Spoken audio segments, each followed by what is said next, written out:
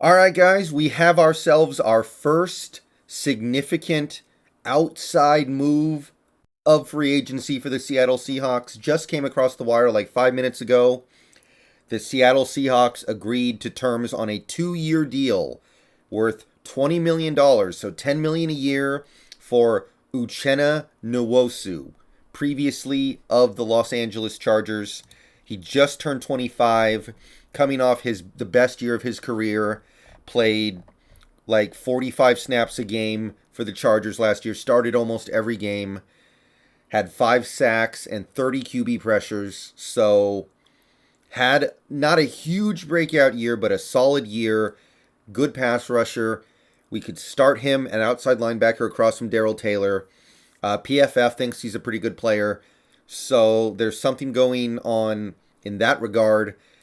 If you don't feel comfortable starting him, you can bring him off the bench, rotate him in, and either way, I think this is pretty reasonable. It is $10 million a year. That is significant, but it's not near what you would have had to give up to give somebody like a Von Miller or a Chandler Jones, and he's a lot younger. He could get better, by the way. He's entering now his 5th year. He's going to turn 26 at the end of next year. So you may have your edge rushers for the 2022 season in Taylor and Nwosu. Both those guys very young. Both those guys have a chance to get better. So seems pretty good.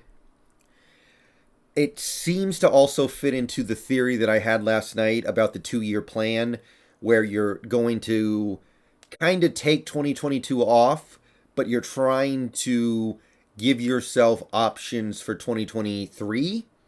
So you want to bring in guys and keep them around until that season. So this makes it less likely we go after the big guns at outside linebacker and free agency. I'm not convinced it takes us out of the running for a big time defense outside linebacker in the draft.